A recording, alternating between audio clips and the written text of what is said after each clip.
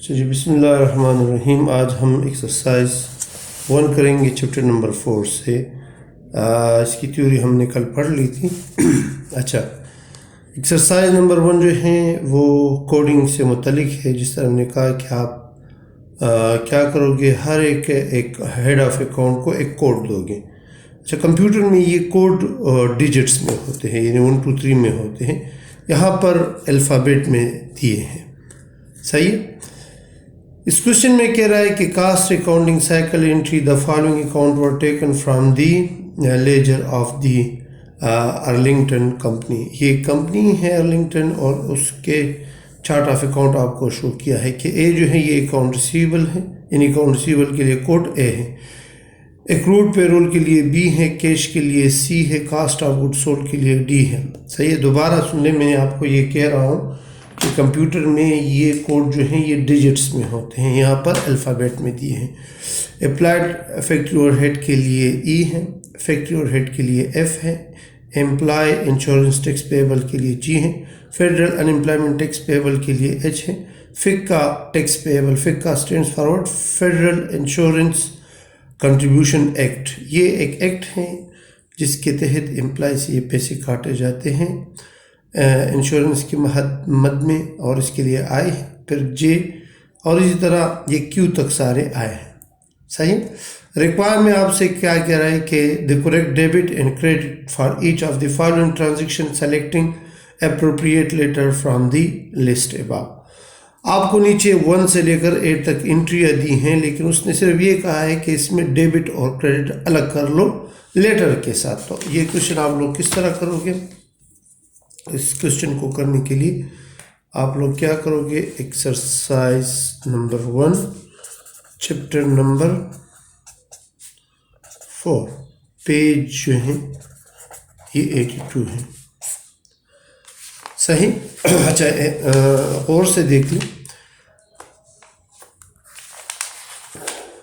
अच्छा, मैं यहाँ पर क्या लिखता हूँ? मैं यहाँ पर लिखता हूँ कि क्या चीज़ डेबिट होगी और क्या चीज़ क्रेडिट होगी। सही। यहाँ पर मैं एंट्री नंबर लिखता हूँ, ट्रांजैक्शन नंबर। अच्छा, ट्रांजैक्शन नंबर 1 मैंने लिखा। अच्छा, ट्रांजैक्शन नंबर 1 में क्या कह रहा है कि पेड अकाउंट पेएबल ड्यू, जो अकाउंट पेएबल ड्यू थे वो हमने पे किए। अच्छा, जब हम अकाउंट पेएबल अदा करते हैं तो क्या होता है? अकाउंट पेएबल डेबिट हो जाता है और कैश क्रेडिट हो जाता है। सही है। अकाउंट पेएबल डेबिट हो जाता है, और ये मैं रफ में इस तरह एंट्री अगर कर लूँ तो और भी अच्छी बात होगी, या अगर डायरेक्ट अगर आपको पता है तो लेटर जो है वो इस्तेमाल करेंगे। क्या डेबिट होगा? Account payable. तो इसमें आप देख लो कि अकाउंट पेएबल किधर है। सही है। आप लोग इसमें क्या देखोगे? Account payable. सही है। इधर से देखिए अकाउंट रिसीवेबल शुरू हुआ है, ये देखिए अकाउंट पेएबल पी नंबर है, तो अकाउंट पेएबल डेबिट और कैश क्रेडिट सी नंबर। तो आप इधर सिर्फ लिख लोगे कि पी डेबिट हो जाएगा और सी क्रेडिट, यानी अकाउंट पेएबल डेबिट और कैश क्रेडिट हो जाएगा। सही। अकाउंट पेएबल डेबिट और कैश क्रेडिट। दूसरे नंबर एंट्री को देख लें, अपने साथ ये नोट्स सामने रख ले। दूसरी नंबर एंट्री में कह रहा है कि issue direct material and factory supplies from the store room. अच्छा, स्टोर रूम से इस तरह होता है ना कि आपके स्टोर रूम में मटेरियल भी पड़ा होता है और आपके स्टोर रूम में जो है वो सप्लाईज यानी इनडायरेक्ट मटेरियल भी पड़ा होता है। तो आपने स्टोर रूम से सप्लाईज भी इशू की और डायरेक्ट मटेरियल भी इशू किया। अच्छा, मटेरियल जो है वो वर्क इन प्रोसेस में जाता है जब इशू होता है, और सप्लाई जो है ये FOH में चला जाता है। सही। जब मटेरियल इशू होता है तो क्या होता है कि वर्क इन प्रोसेस डेबिट और मटेरियल क्रेडिट, और जब सप्लाई इशू होता है तो हम क्या करते हैं कि फैक्ट्री ओवरहेड को हम डेबिट कर लेते हैं और मटेरियल या सप्लाईज को क्या करते हैं? क्रेडिट करते हैं। तो मैं इसको इधर पर लिख लेता हूँ, नंबर 2। सही। अच्छा, दोबारा issue direct material and factory supplies from the store room. तो देख आम एंट्री क्या होगी? आम एंट्री इसकी होगी कि आप वर्क इन प्रोसेस को पहले डेबिट कर लोगे और फैक्ट्री ओवरहेड को डेबिट कर लोगे और मटेरियल को क्रेडिट। ये एंट्री दोबारा सुन लें, अपने साथ रफ में लिख भी सकते हो कि आप क्या करोगे। पहले वर्क इन प्रोसेस डेबिट हो जाएगा मटेरियल के लिए, एफओएच डेबिट हो जाएगा फैक्ट्री ओवरहेड के लिए, और मटेरियल जो है यानी क्रेडिट हो जाएगा। तो मैं यानी देख आपका वर्क इन प्रोसेस डेबिट हो जाएगा, जिसका वर्क इन प्रोसेस जो है वो क्या है, लेटर क्यू है, और फैक्ट्री ओवरहेड कंट्रोल जो है ये डेबिट हो जाएगा। और क्या क्रेडिट हो जाएगा, आपका क्रेडिट हो जाएगा मटेरियल ये देख के। अच्छा, एंट्री नंबर 3। एंट्री नंबर 3 में कह रहा है कि रिकॉर्ड पेरोल जो है ये डायरेक्ट लेबर के लिए होता है, लेकिन इस पेरोल में आपने इंक्लूडिंग फिक्का कंट्रीब्यूशन, मैंने आपका फिक्का बता दिया कि फिक्का stands for federal insurance contribution act है, और income tax with help. In income tax भी आप इस लेबर से काटोगे और फिक्का टैक्स भी काटेंगे, सही है। तो क्या है कि लेबर के लिए हम क्या डेबिट करते हैं, पेरोल। तो आपका पेरोल डेबिट हो जाएगा, देख पेरोल के लिए एल है, लेकिन इससे दो चीज़ें, पहले टैक्स काटोगे, पहले टैक्स काट ले। पहले कौन सा टैक्स है, इंक्लूडिंग एम्प्लॉय फिक्का टैक्स। तो फिक्का टैक्स पेएबल के लिए देख लो, देख क्या है, आई, तो आई क्रेडिट हो जाएगा, ये एक लाइबिलिटी बन जाएगी। अच्छा, दूसरा कौन सा टैक्स काटेगा, इनकम टैक्स। इनकम टैक्स के लिए देख लो कि इनकम टैक्स के लिए कौन सा हेड आपको दिया है, देख एम्प्लॉय इनकम टैक्स पेएबल जी, तो जी भी डेबिट हो जाएगा। और यही कि दिया है कि रिकॉर्ड किया है, पे भी नहीं, तो रिकॉर्ड जब हुआ है तो अकाउंट पेएबल आप क्रेडिट कर लोगे, यानी पैसे भी नहीं दिए हमको। अकाउंट पेएबल का लेटर कौन सा है, अकाउंट पेएबल का देख लो पी, तो सिर्फ पी लिखेंगे, सही है। इधर हम क्या लिख लेंगे, देख आई जो है किसके लिए, फिक्का टैक्स पेएबल के लिए, जी किसके लिए, इनकम टैक्स के लिए, ये क्रेडिट हो जाएगा, और बाकी पैसे जो बच जाते हैं वो अकाउंट पेएबल की सूरत में रिकॉर्ड हो जाएंगे, अभी अदा नहीं हुए, सही है। अच्छा, एंट्री नंबर 4 की तरफ देख ले, एंट्री नंबर 4।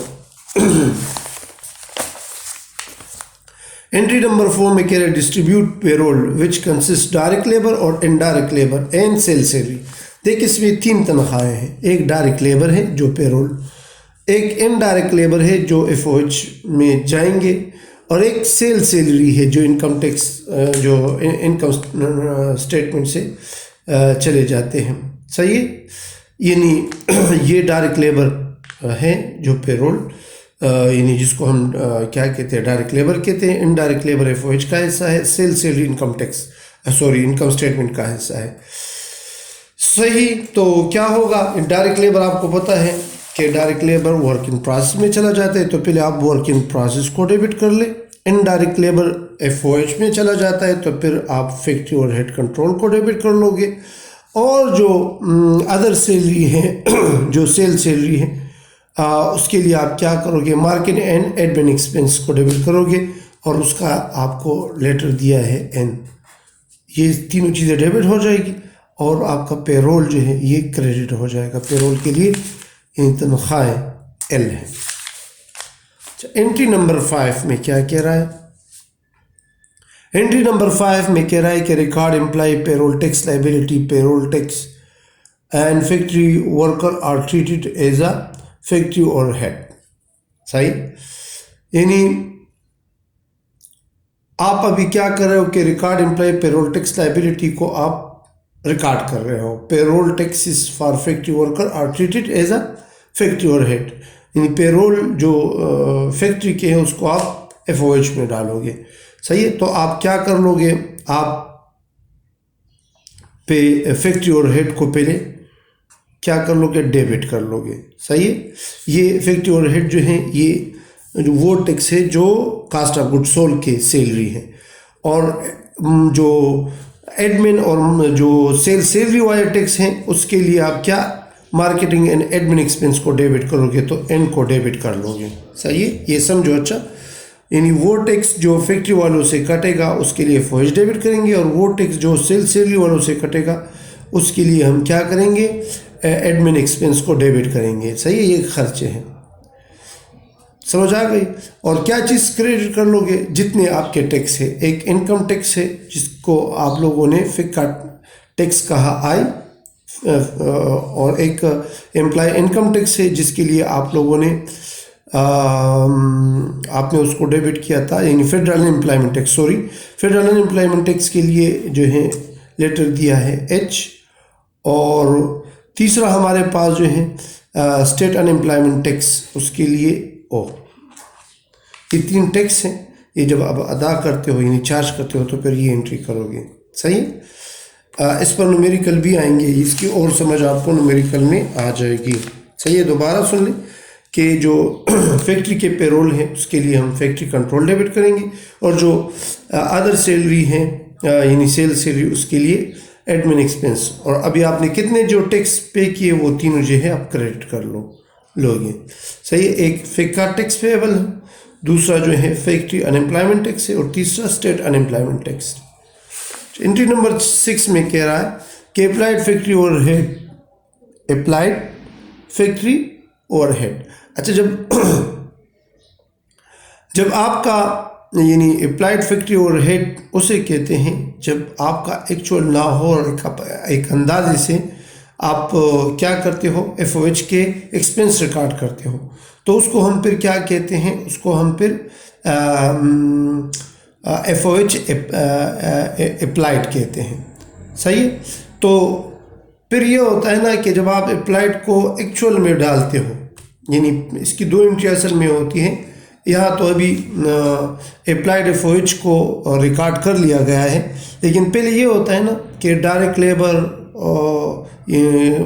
अक्सर आपको क्वेश्चन में मिलता है कि आपका F जो है वो डायरेक्ट लेबर के 50% है, तो वहाँ पर फिर हम अंदाजे के मुताबिक अप्लाइड FOH को लेते हैं। ये एंट्री जो है ये आखिर में आती है। अगर आपने अप्लाइड FOH लिया हो तो फिर आप उसको क्या करोगे, आप उसको यानी एक्चुअल FOH में ट्रांसफ़र करोगे। तो असल में ये वो ट्रांसफ़र वाली एंट्री है, अप्लाइड फैक्ट्री ओवरहेड। तो इसके लिए हम क्या करते हैं कि एक्चुअल FOH को आप लोग क्या करते हो, यानी आपका जो एक्चुअल FOH है वो आप ट्रांसफ़र करते हो किस चीज़ में, वर्क इन प्रोसेस में। तो अप्लाइड FOH को भी आप ट्रांसफ़र करोगे कहाँ पर, अप्लाइड FOH को भी आप ट्रांसफ़र करोगे वर्क इन प्रोसेस में। तो वर्क इन प्रोसेस में जब ये ट्रांसफ़र होगा तो Q डेबिट हो जाएगा, यानी वर्क इन प्रोसेस डेबिट, और अप्लाइड FOH क्रेडिट हो जाएगा। तो इसके लिए E क्रेडिट कर लोगे अप्लाइड FOH के लिए। 7 नंबर एंट्री को देख ले कि कंप्लीटेड जॉब 501। एक जॉब जो था वो बिल्कुल कंप्लीट हो गया। जब कंप्लीट होता है तो वो फिनिश गुड्स में ट्रांसफ़र होता है, तो फिनिश गुड्स डेबिट हो जाएगा, जिसके लिए लेटर J है, और वर्क इन प्रोसेस क्रेडिट हो जाएगा। 8 नंबर एंट्री में क्या कह रहा है कि shift job 500 to customer on account. एक जॉब जो है वो हमने शिफ्ट कर लिया कस्टमर को। सही है। तो कस्टमर से तो पैसे अभी नहीं आए, तो क्या करेंगे, यानी जब कास्ट एक फिनिश गुड्स से चला जाता है कास्ट ऑफ गुड्स सोल्ड में, और उससे प्रो कस्टमर को जाता है, तो हम यानी कस्टमर को जब हम माल बेचते हैं तो क्या डेबिट करोगे, एक अकाउंट रिसीवेबल डेबिट करोगे।